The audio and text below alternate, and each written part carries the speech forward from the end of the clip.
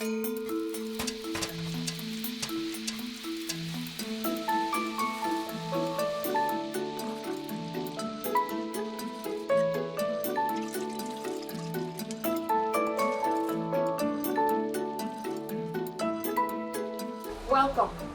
to Kitchen and Culture. My name is Silvia Mange Alene, and I am the co-founder and also the president of Culea Culture Society. We are a non-for-profit, and our purpose is to promote diversity, inclusion, and equity in the community. And we do this through education, through training, through events, and through programs like this one, Kitchen and Culture. But before I go any further, I would like to make a land acknowledgement. I would like to acknowledge the land of the Songhees and the Chow First Nation, the land that we are now living in, where we work, we gather, and we do events like this one. Now, I would like to introduce to you to my friend here, Jimena. She will be your host for the evening, as well as the facilitator. And Richard, he will be our future chef for the night. And among themselves and all of us together, we will bring to you, in the comfort of your home, we will bring you a night filled with flavors and stories. Enjoy. Thank you. Thank you, Silvia. Thank you, Sylvia. Welcome to Kitchen and Culture. Together we will be fighting racism one recipe at a time. So I'm going to be your host today. My name is Jimena Londoño. I come from Cali, Colombia. I immigrated to Canada almost 20 years ago. I first immigrated to Quebec and then moved to British Columbia, to the beautiful island. Now, a little bit of the concept of this show. It is much more than an online live cooking show. It's going to be a storytelling where our guest chef, Richard Hum, his ancestors are from China. He will be sharing his story with us. So it's going to be a show in two sections. Our first section is going to be the cooking. The second part will be an interview with Richard about his background as an immigrant and his life as an immigrant in Canada. His signature dish today, Richard, is going to be the Chow Mein crispy Hong Kong style. So, Richard, how are you today? I'm very good, thank you. So tell us a little bit more about why did you choose this recipe? Well, I think I cooked like crazy for a month trying to decide what to cook, and originally I was going to cook something that my mom made, but I decided a month ago or 2 months ago when I was trying to figure out what to cook that it would be too difficult because I'm always experimenting with it. So I decided something considered sort of posh in Chinese restaurants, and that's this Chow Mein, which is Hong Kong style, which is a little bit different than just like having it tossed. It's crispy with like a sauce with vegetables and protein on it. And it needs to be eaten right away.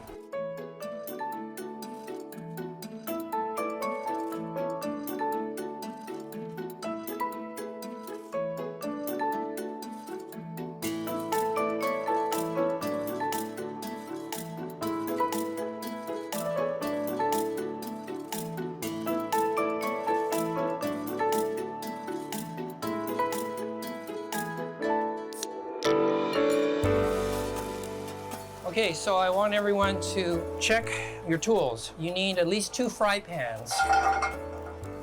I've got too many here, but you need 2 fry pans, one for the stir fry and one for the noodles. And then you need a pot with hot water in it going. So we just turn this up. So we're gonna have boiling water here to cook vegetables and the noodles on the run. And then we'll fry the noodles, put them aside, keep them warm, and then we'll prepare all the proteins and the vegetables, and then we'll put it together. We're going to start with the noodles. Put on a pot of water and set it on a boil.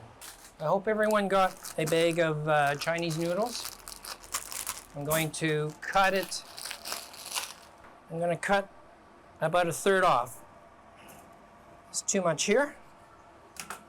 So we're going to dump this into boiling water for about 30 to 60 seconds.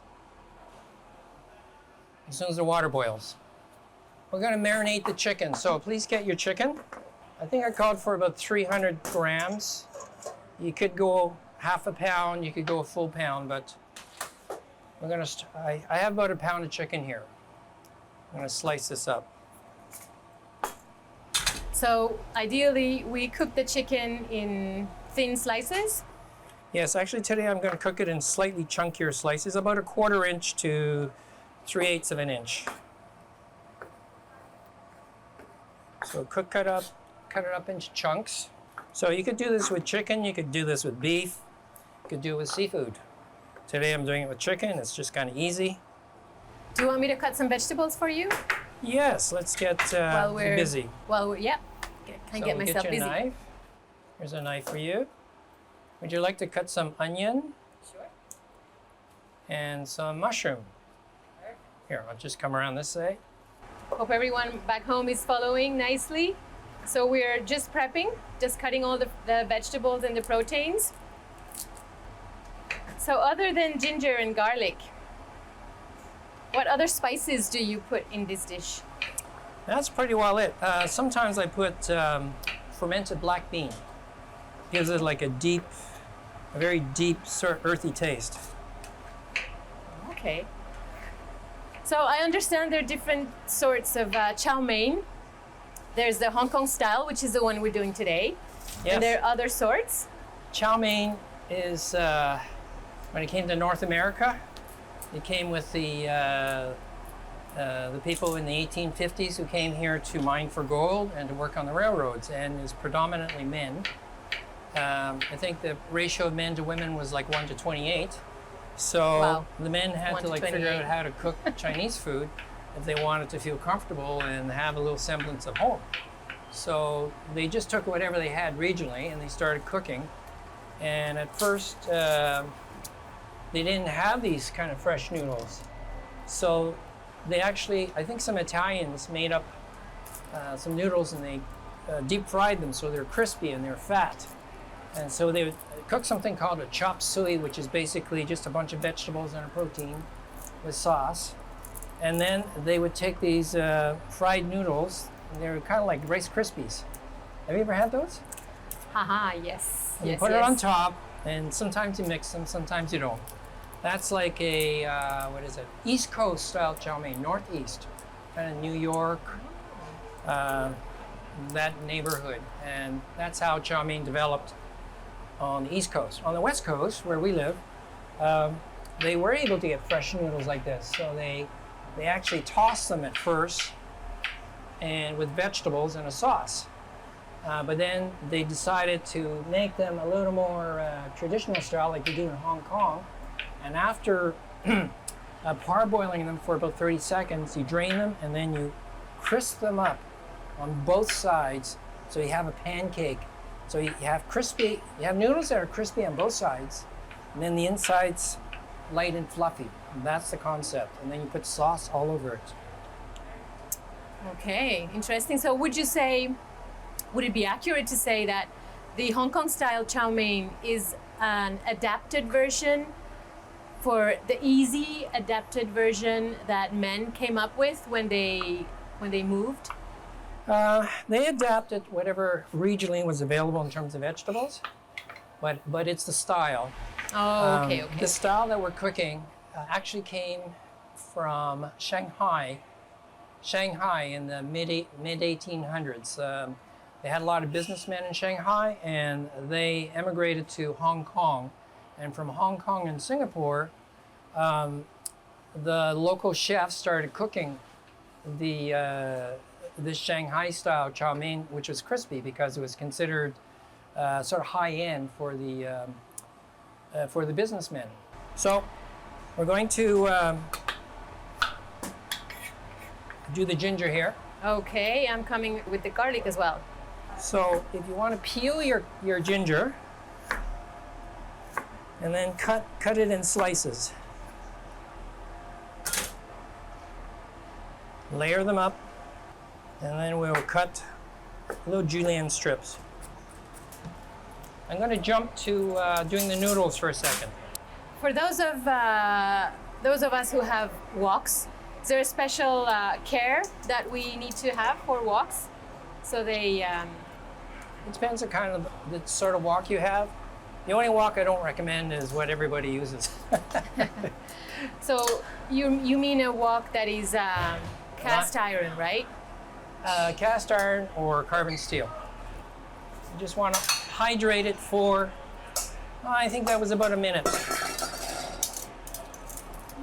You can fish them out if you don't have a colander like this. Okay, so the noodles basically just go in and out, pretty much. It's like me in the swimming pool. There you go. In a cold swimming pool. Okay, so once you've taken the noodles out, put them on a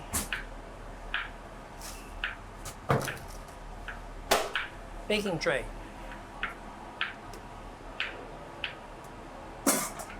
Olive oil on the noodles.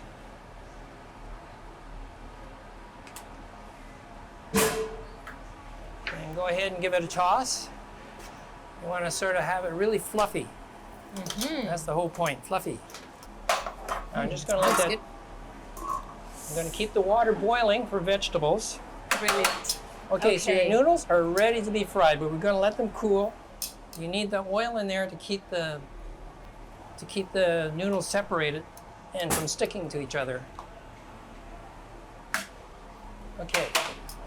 The most important thing when cooking Chinese is to prep everything, have everything ready in its place. Now, Jimen, I showed you how to do these bok choy the other day. Oh, yes. So why don't you explain that? That would be my pleasure. And Okay. I will do the broccoli after. The idea behind cutting the bok choy is to have nice thick pieces, but also nice and crunchy. So what we're going to do is we're going to cut them in the middle through one of the leaves. And then we're going to continue doing that from the other side. Basically, let me show you.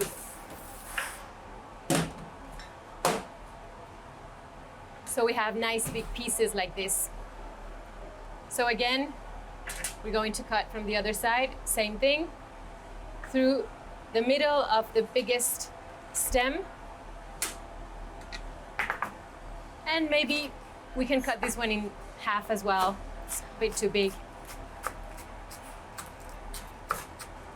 But this would be it, right? Richard? Yeah. Chef? Yeah, that's perfect. My preference is that you don't cut them, if you can avoid it, to like cut off the tops and have little tiny pieces that are ragged like this all over the place, because it just looks better.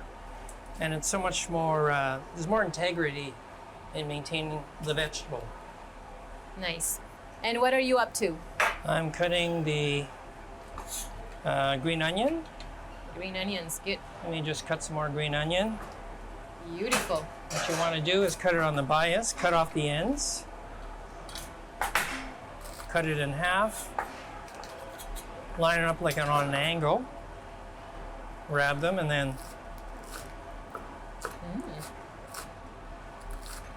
cut It's them also on about cut the them on bias. aesthetics, right? Aesthetics of cutting the vegetables in Yes. a fun, elegant way. I used to do this with my wife, Esmira. She was my sous chef. It's the only way we couldn't fight in the kitchen. I would give her a spot right there. And I'd say, you stay there. I'll cook over here because I like everything organized. It is always better to share the kitchen with someone else. Yes. When you're You cooking just have with to have someone else. rules. So while you're cutting this, I'm going to show people how to marinate the chicken. Now, you want to marinate the chicken in what's called velveting, like the velveteen rabbit, so to speak. So what you want to do is make it smooth. So it's a marinade process where you're adding flavors, but you're adding some cornstarch, which will also like tenderize the chicken as well. This is pretty tender meat, but doesn't hurt to tenderize it a bit more. If you have beef, it really works. So we'll start with a little bit of garlic, except I want it. Let's take like a tablespoon of garlic. So I'm just going to mince this up a bit more.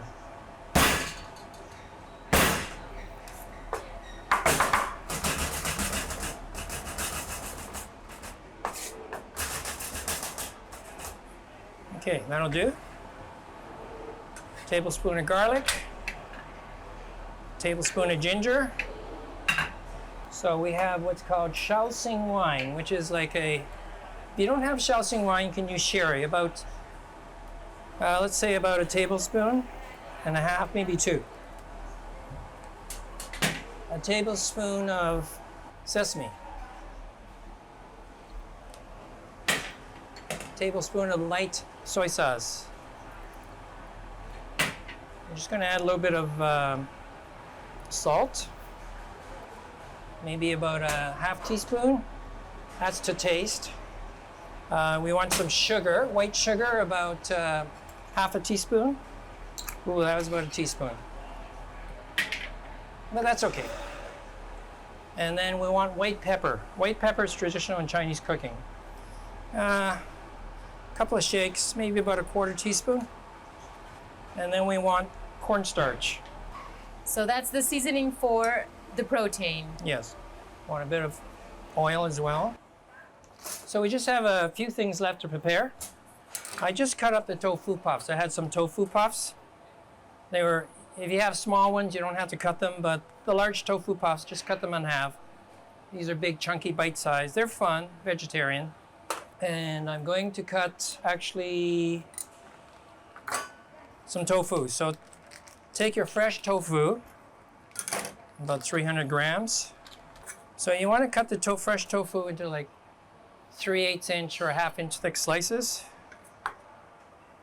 into kind of like domino shapes and then smaller shapes again.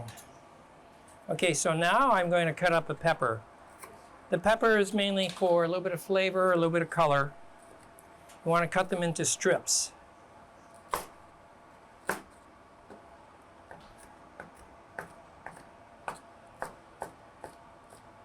Actually, could you pass me that bottle of oyster sauce? Yes, that's it.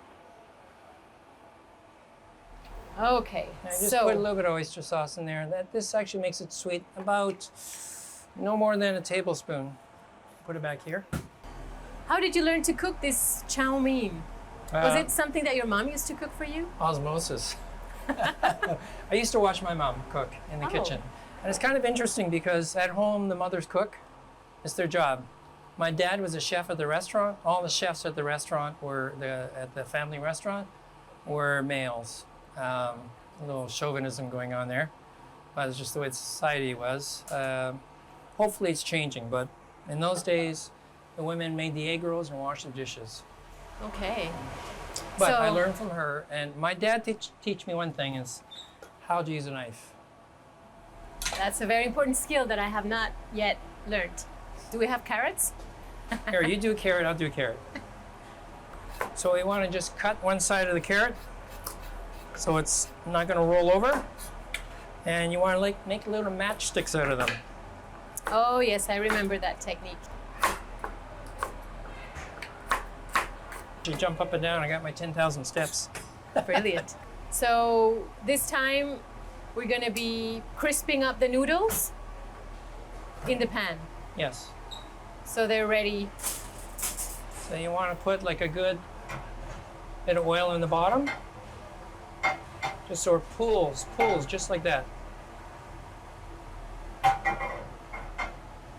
Okay, in the meantime, I tell you what, we're going to cook these. I'll do those for 2 minutes. Okay, Something like so that. 2 minutes, and bear in mind that this water, it's only hot water, boiling water, but it's not boiling. I mean, it's not, Yes. the fire's not on. It's just hot boiling water. So we just leave them there for 2 Yes. minutes. And that's only because we don't want everything cooking too fast because we can't keep up with the pace Yes. if everything's ready at the same No. time. This way it cooks really slowly. Now, remember now, this is like 300, like 2/3 of the pack of noodles. I don't know if I can fit them in this pan.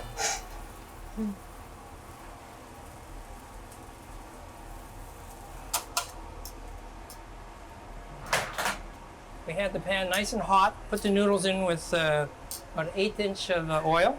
And now we're going to turn the heat right down to low. You want them to crisp up very, very slowly. Now we're going to cook the mushrooms. I'm going to set them aside. The mushrooms should be cooked to brown or Just half cooked. You don't want, half cooked? because we're just going to throw them in last minute. Okay. So I think the idea is to have nice and crunchy vegetables, right? Yes. We don't want to overcook the vegetables. So This we're way, just- this way of cooking, like you get everything the way you want it or close to. You don't want to cook it perfectly. You just kind of underdo it, and then you assemble it all. Some things you might cook in the final pan, but you have full control. Otherwise, if you just start throwing vegetables in, some stuff's going to get overcooked, some is going to be undercooked. correct, yes. I'm going to cook the tofu now. Put a little ginger in the fry pan. Put in your fresh tofu. A few bit of green onion. Turn it down to about medium low. Yes, here we go.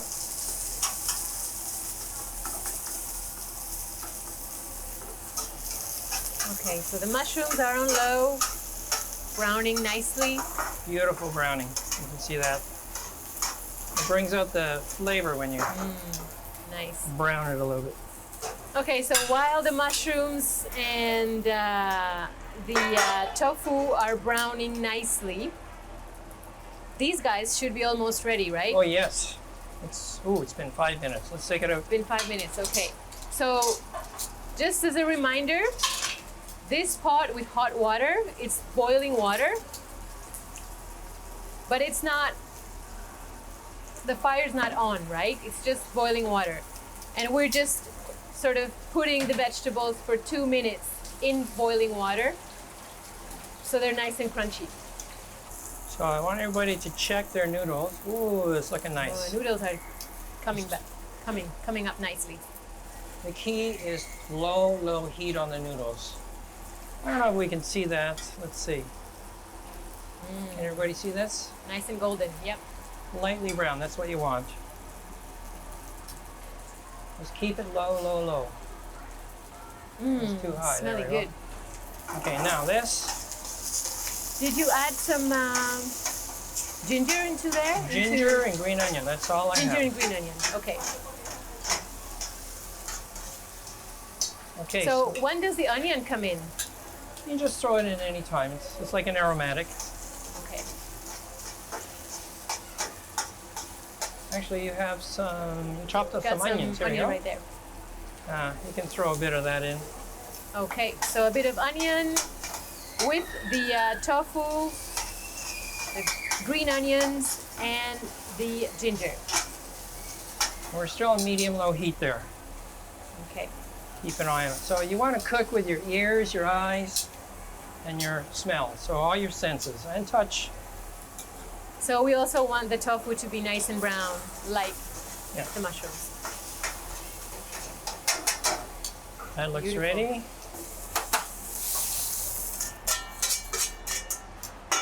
I'm going to set the tofu aside. So you see we're pre-cooking everything. The mushrooms, tofu, broccoli. Let's just see what the broccoli's like. Nice. 5 minutes. Wow. Beautiful. I'm going to pat myself on the back. Nice. Okay, so time for the carrots to go in. Again, 2 minutes? About 2 minutes. So I want to show everybody this an important step. You see the noodles? Nice. Nice and brown, yep. Yeah. You don't want them black, so try to carefully flip them over. Like that. Nice. Kind of like making a noodle pancake. You want to Yeah. make sure it's nice and thick in the middle because it's going to be soft. So basically, the interior will be nice and soft, and it's going to Yes. be just the outside crispy. Yes, it's a contrast of textures. Beautiful. So we're just going to fry these puffs up. They don't really need cooking, they're just warming it up and kind of re-crisping the outside so the texture is nice. Okay, so Put a little now, green onion in. now we are frying the tofu puffs, just to give them a little brown color with the spring onions. Okay, you know what? I'm just going to turn off the heat for the noodles. Put them aside. Leave them in the pot so that they stay warm. Normally you crisp up both sides. It will get crisp, but my experience has been that the noodles get they're too crispy, even with the sauce. If you crisp them up and they're like hard, and you might choke on them. We don't want that. Yes, I just threw in the peppers. They can be cooked at any time, but I cook them with the tofu. So I think the only thing that is not cooked here is the bok choy and the chicken. Everything else is cooked, ready to go. We have the tofu, the peppers, the mushrooms, the regular tofu, the broccoli, and the noodles. I know we said this was a simple dish, but when I said it was a simple dish, it means you can do the noodles and one protein and one vegetable. That's all you need to do. Correct. But I'm showing you how to do a bunch of vegetables so you can pick and choose and see how you cut them, how you cook them. Like this tofu, for example, is cooked very different from tofu puffs, which are cooked already. Let's see.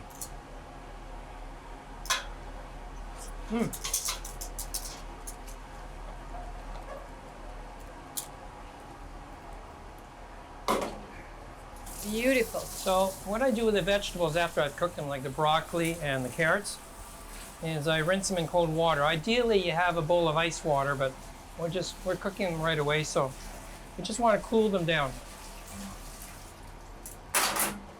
This way, they retain their color, which to me is very important, and their flavors. All right, so I want everyone to Okay. have their noodles on the side, have all their pre-cooked vegetables ready, have your sauces ready. You want to have chicken stock, and actually one thing you want is cornstarch. You want to put a tablespoon, actually maybe 2 tablespoons. We're going to make a lot today. And put some water in. It's like a little slurry. So what is the purpose of the cornstarch? What does that do Just to to the thicken the sauce? sauce. To thicken the sauce. Would that- regular flour do the job? You don't want to use flour because it will clump. It will come. And we'll keep cooking. And this is traditional. Okay, so you want to get your wok or your fry pan really, really hot.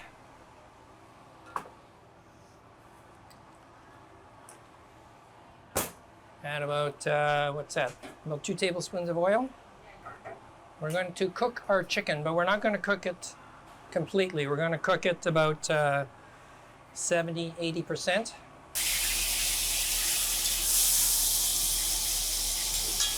So I'm going to put it in half because I have a lot of chicken. And you want to spread your chicken out so it's dispersed throughout the pan. You don't want it to be clumped up. You want all the chicken to be evenly touching the pan so that you actually brown one surface. That smells good. So we'll put it in, we'll leave it, we won't keep tossing it. And I'll do it in 2 batches. So I noticed that with all your woks, your utensils are all metal, right? So you don't use wooden metal Well, I would, but utensils. most of the tools I need are for scraping. I do have a wooden spoon. I do use chopsticks. I use Okay. big, long chopsticks like this for cooking. Okay. Like this, a check. So what you want to do is you want to cook the chicken just about halfway. And it was probably about 4 or 5 minutes. You can feel it, or if you want to just open a piece, let's see. It's basically cooked inside, but it's still slightly pink. But we don't want to cook it fully.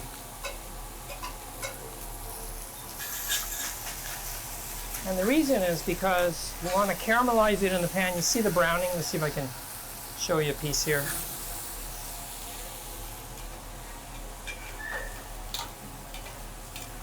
You can see the chicken is brown on one surface. That's all you want.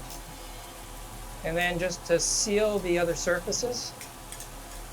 I mean, you could eat this if you just left it for a few more minutes by itself, but we're going to stir fry it in the sauce. Okay, so you probably don't have quite as much chicken as I do, but the chicken's cooking in the pan. I want you to add about 3/4 of a cup of chicken stock. You want lots of sauce. Well, that might be a cup. Half a cup, 3/4 cup, 1 cup, somewhere in there.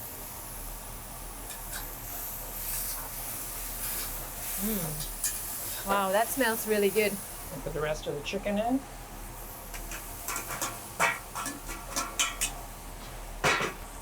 So we're going to go add, can you put the bok choy in here?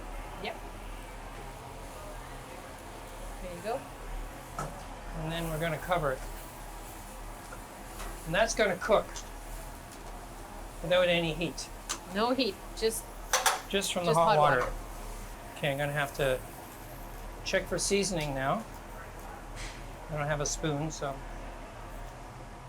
Right now, test your seasoning. You want to either add some more soy sauce, or I'm going to put a little bit more oyster sauce. It's just a taste now. So you see it's really boiling now. Now this is where you add everything back in. So let's put the tofu in.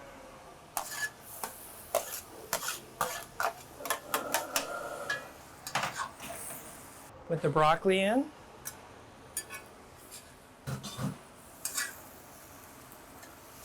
I mean, basically you could just put this on the chow mein right now. It's ready.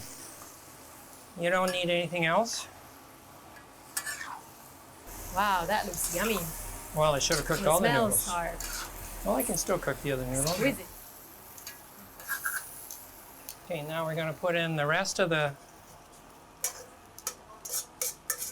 tofu puffs. So everything that we cooked, we're just putting back in. Okay. Oh, I think I hope I didn't overdo it. There we go. Beautiful. So you want to lay your noodles on the bottom. Okay, so these bok choy should be almost there. Let's have a look. Yeah, I'd say they're almost ready. Now I want to take the bok choy out. You see they're still nice and crisp. Mm-hmm. That's the way I like it. Nice and crispy. Actually, I should have salted this a bit. Just going to let it drain. How about the sprouts? And then we're just going to put about a handful of sprouts. Can everybody see this? You put it in the bean sprouts in the last 30 seconds before you serve. I'm going to layer on the veggies on either side. And then, basically we're ready. And the last thing you added was the sprouts. Yes. Beautiful. Very nice. It's a beautiful presentation. Yes. Just want to add a few green onions. And I like to use some toasted sesame seeds. It's just like a little touch, but don't overdo it. So you want to take a little bit of everything. You see that the chow mein noodles are getting nicely soaked. Thank you. So back home, feel free to sit down, enjoy your chow mein while we have an inspiring conversation with Richard.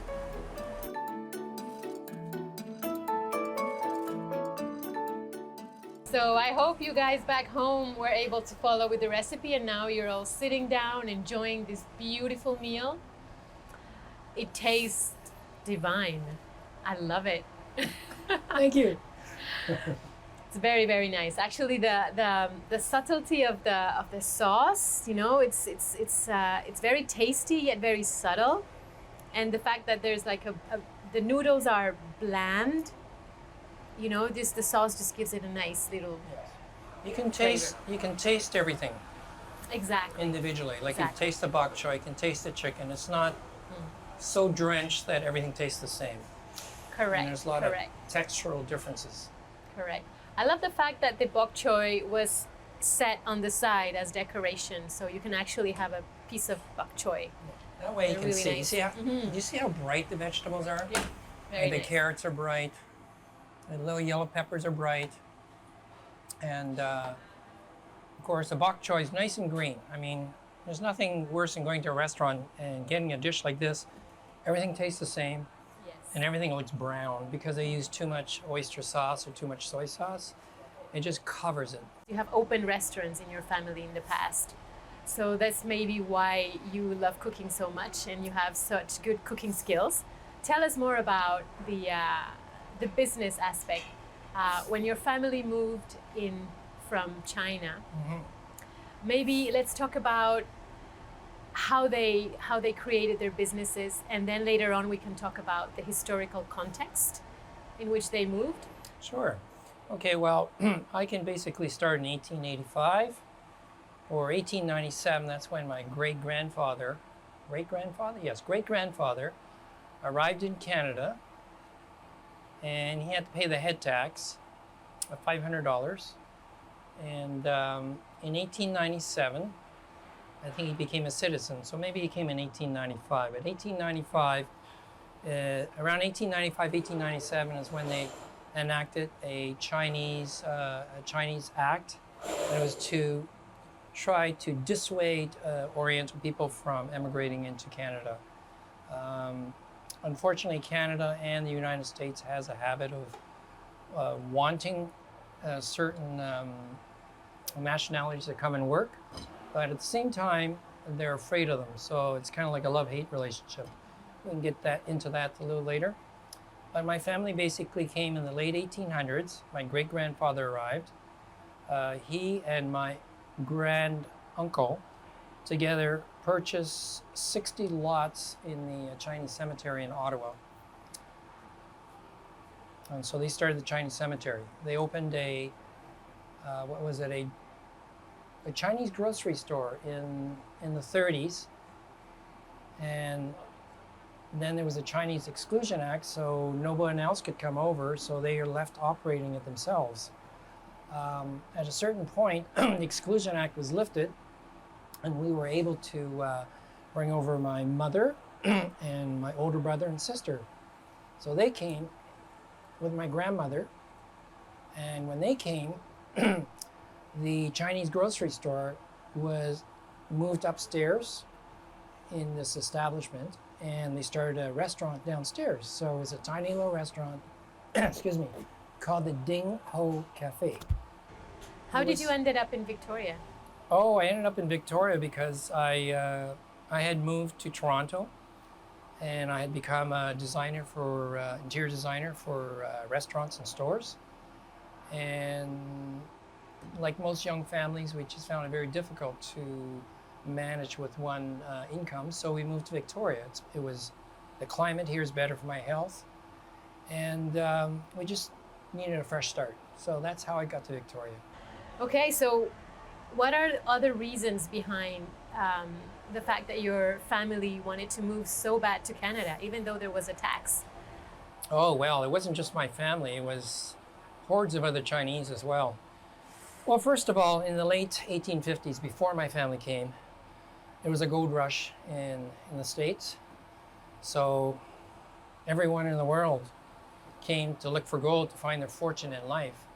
And along with that, they needed other jobs, and the railroad, which was being built both in Canada and in the States, needed workers. So they actually went and encouraged Chinese workers to come over to work on the railroad.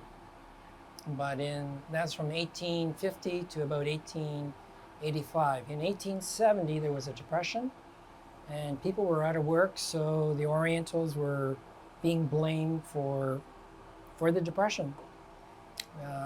Just like you see now, immigrants are being accused of taking jobs from the people who live here, and it wasn't true. You're born and raised in Canada, but of course your family comes from China. How was it as a kid growing up in Canada with your cultural background that your parents must have lived in the house and maybe going to school, and how did you blend both cultures? How did you live through that? Interesting question, Jimena. Very interesting question. Well, basically, my parents were working in a Chinese restaurant that they had started with a large Chinese restaurant, and they had started in the suburbs. And so they were working nights or days, and when they weren't working, they were sleeping. So my brothers and I, we went to school. We were part of the Canadian system. We spoke English. What little Chinese we did speak was only at dinner time. And quite honestly,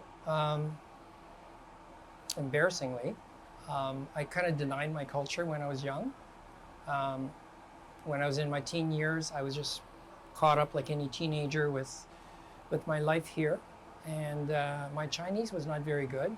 We were sent to Chinese school, but we spoke a different dialect at home. It was called Toisan. It's like a rural language. It's a rural language. And it was very different. And so our parents sent us to Chinese school to learn Chinese. But we learned Cantonese there. So Cantonese is quite different than Toisan, which is where I'm from. Okay. So two different languages kind of meshed in, kind of similar. And whenever I spoke to my mom after coming home from Chinese school, she didn't understand me. But I have to say, the older I got, especially when I got kids, the more I reached out and reached back to try to connect with my culture. And actually, this has been a really good experience because I've been doing a lot of research into the Chinese in Canada and found out a lot of things I didn't know. I mean, some things I did know, but the picture became a little more crystal clear. How did you when you were a kid, did you feel different from the rest of the kids? How did you live through that? Oh, I felt very different. The kids in the neighborhood always let us know that we were Chinese. They kind of chased us around, but it was in jest. There was nothing really, really mean, which is surprising because that was in the mid-60s. There used to be kind of like neighborhood gangs, but they were kind of friendly. And my brother, well, we were poor. We were quite poor, and we always passed down our clothes. So we ran around with the other neighborhood kids. But once in a while, they'd try to gang up on us just for fun. So they thought, and we would run back home. And we would just start shouting. I mean, in those days, the doors were never locked. So the front door was open, and we would just shout, "Baba, Baba, Baba," which means father, father. And they knew that, so they would run off. But no, we were sort of more Canadian on the outside, and then when we're in the home, of course, a lot of Chinese things happened, a lot of Chinese customs. When Chinese holidays came along, we always celebrated them differently than everyone else. And so tell us more about the celebrations and also maybe the superstitions that revolve around the Chinese culture, things that have marked you during your childhood. Oh, well, there's a lot of superstitions. I remember growing up and let's take Chinese New Year's, for example. And there's all these customs surrounding it. And Chinese New Year is not just one day, it's celebrated over 15 days. But before Chinese New Year's, there's a Chinese expression for sweeping the house. So what you want to do is you want to sweep all the bad luck from the past year, all the detritus of life, and just like sweep it away. So you literally take a broom and you sweep. Yeah, so we were told to like shower, take a bath, whatever, wash our clothes, whatever you want, before Chinese New Year's. Because once Chinese New Year's came, you're not allowed to wash your hair. You're not allowed to take a bath. Not allowed to take a shower. You're not allowed to pick up a broom. Oh, for like 24 hours? No, for about 2 weeks. Oh. Yeah. Because if you do, I think it's for 2 weeks. Because if you do, you're sweeping all the good luck that's like entering the house for Chinese New Year's. And yeah, that's basically it. Like the Chinese are very superstitious. Things like oranges, which represent good luck and fortune, were placed all over the windowsills. You give them as gifts to people. And for kids, you would put like an orange beside their pillow with a little red envelope with some money in it. And the red envelope was, again, good luck, good fortune. So you put the orange and the lucky money, it's called, or lai si in Chinese, together on the kid's pillow. And he'd wake up, and never mind this fairy tooth business, you get money, cash. And then in terms of food, like you would serve a whole chicken. A whole chicken represents like unity of the family, wholeness, completeness. And also you would serve a whole fish. It's the same thing. You want the whole fish, you would never serve a fillet, you would never serve half a fish. It has to have the head on and the tail on. And if this is a fish, and you are my guest, the fish would have to be whole and the head would have to be pointed at you. You're the guest of honor. And as soon as you start eating, then everyone can eat. Yeah. But the custom is to eat half the fish and save half for the next day, because the fish represents abundance. Like the whole fish represents abundance, and that you have too much and that it's going to last for a long time. So that's why you save the fish and you point the head at the guest or the person in the house. Speaking of whole chickens, you mentioned that your mom used to have her hens in the house. So you would, you had fresh Yes, chicken. we had fresh chicken in the house. My mom used to, I don't know where she got them, but she had live chickens in a chicken coop, a wooden chicken coop in the basement. And I think she would start about in the afternoon if we're having dinner that night. She'd go downstairs and she'd take one of the chickens, and I know this sounds awful, but we talked about this, and you mentioned that in Colombia, We they do have that something as well. similar, and this is very common in cultures in the Orient as well. But she would take the chicken, and she would have prepared the kitchen completely in advance. She would lay down newspapers everywhere. She'd have a bowl in front of her, and she'd take the chicken, she would pluck the feathers around its neck, and she'd step on the wings and grab it so that it couldn't move, and then she would just like bleed the blood from the neck. Then she'd have some boiling water in the sink, and again, it was all lined with newspapers everywhere. And she would pluck all the feathers and then boil the chicken and prepare it. Wow. It was quite the mess.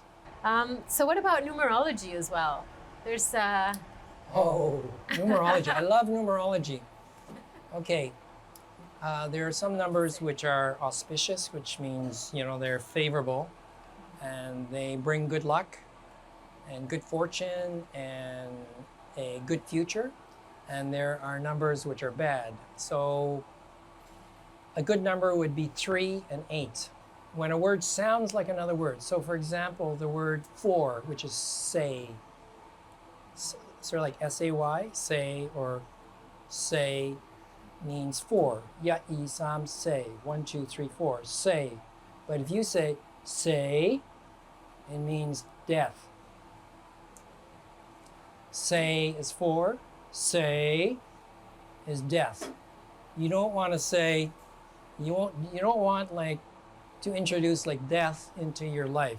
So 4 is a bad number. So for example, all those people with old Oldsmobiles, like, have you ever heard of the Oldsmobile 442? No. It's an old American automobile. It's called a Cutlass Oldsmobile 442, probably from the motor size, but that's bad news. Bad. So never have a 4 in your if you can avoid it, like in your address, never have a 4 like in your life anywhere, is considered bad luck.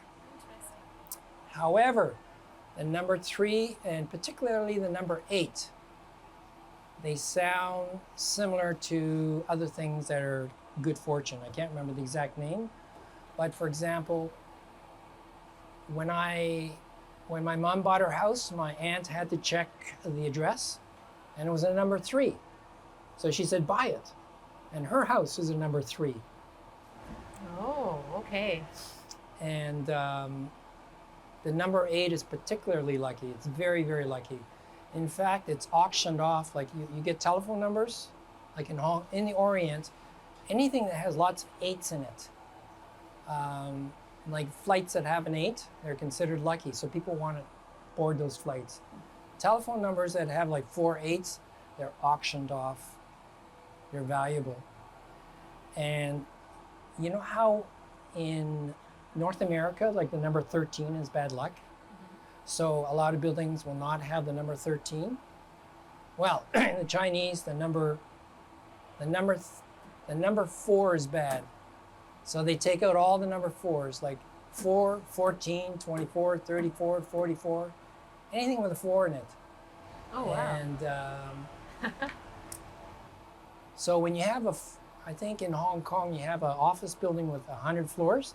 There's only about 88 floors because they've taken out all those 3s, 4s. They're serious. Wow. And license plates. Anyway, like I could go on about superstition. What does community means to you? What does community mean? When the people that you love to socialize with and do things with through arts and culture, music, dance, and support of one another come together and they do things together. They do things for each other, and they do things for you. So you always try to like keep a good attitude about everyone that's around you, and try to include them. That's what community is to me. What would be for you? What would be the most important value of the Chinese culture that you keep dear to yourself? Oh, the thing that I keep dear the most about Chinese culture, focus on family and to deceased relatives. They believe that you need to treat your relatives that have deceased very well in the afterlife. And you know, it's like to celebrate them, and you want to keep them healthy, wealthy, well-fed, and entertained or whatever. Give them spending money after they're dead. And that way, you're kind of like paying homage to them. And the better you treat them, the better they're able to pass on like whatever they learned in life into your life and your family. Like that's a real big thing. Like you go to the cemetery every year around April, mid-April. There's a festival where they say, well, not a festival, but it's a day to go pay respects to your ancestors. And it's along this line of thinking. So we actually bring food like this. We'll bring a whole chicken, we'll bring dim sum pastries, and we'll put it on the gravesite. We'll have incense and candles, and the oldest person will come up and they'll bow 3 times on the grave, and everybody takes a turn. And then you like pour liquor on the grave, and that's to give your ancestors a drink. And then you burn this funny money, and you actually burn this money. It's called hell note. You burn this money on the grave and you scatter it. And that's so they have money to spend in the afterlife. Wow. And you actually leave the food there? No.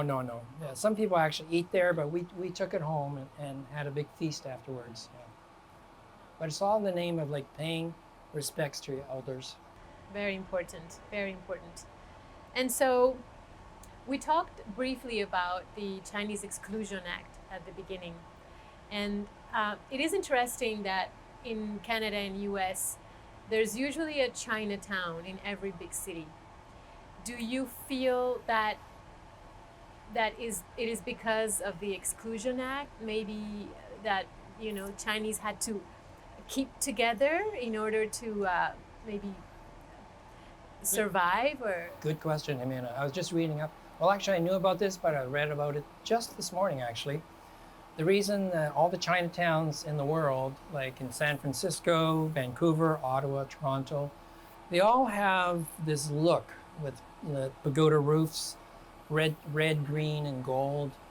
And they all have these gates that introduce you to Chinatown. They call it the harmonious gates. That's sort of the basis of identifying Chinatown. And the reason they're all the same, even though you don't have anything like this in China, is because the Chinese were being excluded, even though they were needed for jobs here.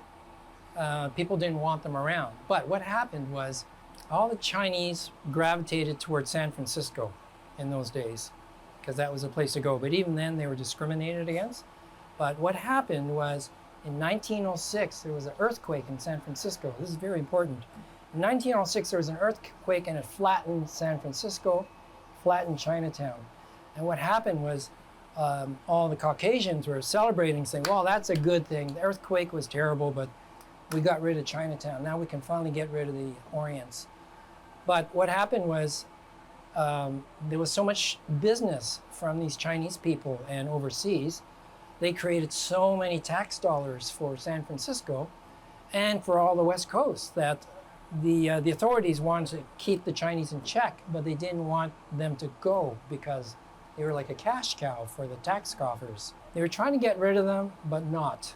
So Chinatowns all along the West Coast offered these Chinese people to go there, but that would have been all that income would have left San Francisco. So a deal was worked out where they could stay. And so what they decided to do was they hired a white architect, and this white architect envisioned what a Chinatown would look like. I mean, they'd never been there. So that's why you have all these pagoda roofs and all these colors. What they were trying to do was turn Chinatown into a tourist attraction, to try to make it like friendly and welcoming and inclusive. Everything that the culture at that time around them did not want. So they tried to turn it around. And eventually it worked. It became a tourist attraction.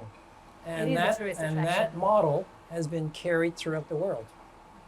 So that is why we have Chinatowns. Well, thank you very much, Richard, for giving us this time and this opportunity to share with you your culture, your background, and to taste such lovely meal. Thank you very much. Thank you, and thank you for your help. I think we did really well together. We did. Yeah. It was a good teamwork. Yeah, for sure. I would like to thank also our fundraisers and community partners, Van City, Shaw, Spotlight, Community Kitchen of Victoria Market, Here Magazine, and of course, Paul. Thank you very much from the bottoms of our hearts.